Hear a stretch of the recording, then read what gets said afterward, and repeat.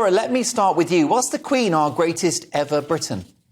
Oh, she's got to be up there as one of the greatest Britons, of course. And we're biased, aren't we? Because she's been the Queen throughout our whole lives. I think that at the moment, as much as people are really sad about her passing, I think there's something else in the air. There's a sense of uncertainty that hangs in the air, because I think there's just a feeling that a whole era of Britain is also passing. There's an uncertainty what will follow, because she exemplified such incredible qualities: good sense, good humour, service, duty and fortitude. And I can't think of anyone else in our lives who has represented those qualities as well.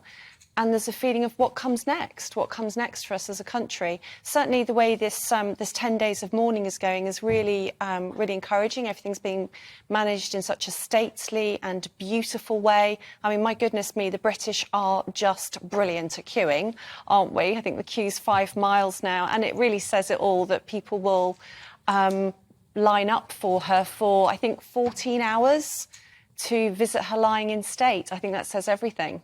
It most certainly does. Linda Jubilee, I have the impression that the British people have renewed their vows with the monarchy.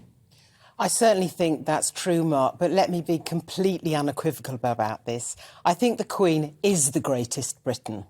There's no question about that on every level. The Queen is the longest-serving monarch in a monarchy that has lasted for 1,000 years. She's had 15 Prime Ministers serve under her, and she is, without a shadow of a doubt, as you have eloquently said in your monologue, the person who has led us through so many ups and downs. I think Elizabeth the Great is the greatest monarch, and I think that has really breathed new life into many people's view of the monarchy. No one's really sure how we're going to move forward with this under King Charles, but actually I think it's extraordinary to see the queue building up, the great level of there, really everyone prepared to queue for hour after hour just to pay their respects. I've never seen anything like it in my life, and I think everyone will remember her now with a great deal of love and respect and admiration also. Yes, Neil Fox, the Queen hands on the monarchy in very good shape, better shape perhaps even than she found it. Yeah, I mean, the world now, let's be honest, 70 years on, it is a very different place to when she became our Queen, to when she stopped being our monarch. But she has done an extraordinary job, and I would have to say I totally agree. She is, by a million miles, our greatest Briton ever. Just the 70 years. We probably never wanted to consider it before because she was still around. And I still think over these last 10 days, one of the greatest speeches ever made actually about Her Majesty, whether you love him or not, was made by Boris Johnson in the House of Commons the day after she died, which I think he just got everything spot in. It was 8 minutes of brilliance, actually. It was a wonderful speech, but he sort of said everything that I was feeling and my friends were feeling. It's like your favourite grandmother had just gone. It's like you never... She was so perfect in so many ways and did her job so brilliantly and served us so well that you kind of thought it would just go on forever. Yeah. And then you suddenly realised in a moment of shock it had stopped.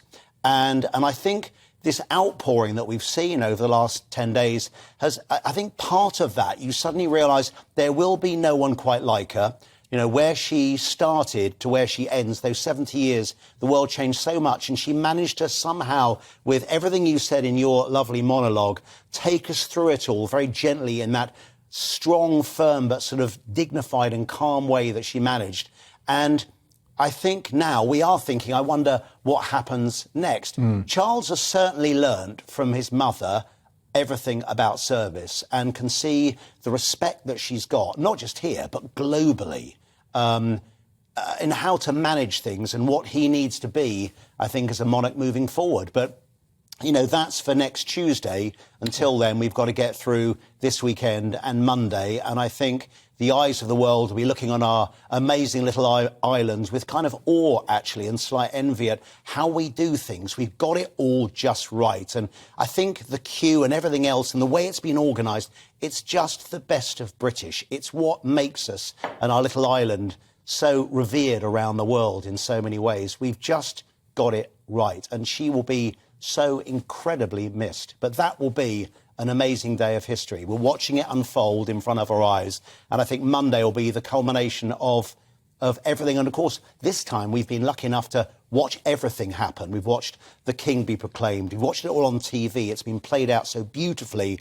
It's like nothing's changed for hundreds of years, except we just got to watch it happen in front of our eyes. It's been amazing, actually. It makes me really proud to be British. It really and you've put it so well, Neil. Amazing little island is exactly what we are. I do feel that this occasion has brought the country together to a certain extent, particularly Linda Jubilee, in relation to Tony Parsons' tweet about the diversity of those people queuing to pay their respects to Her Majesty.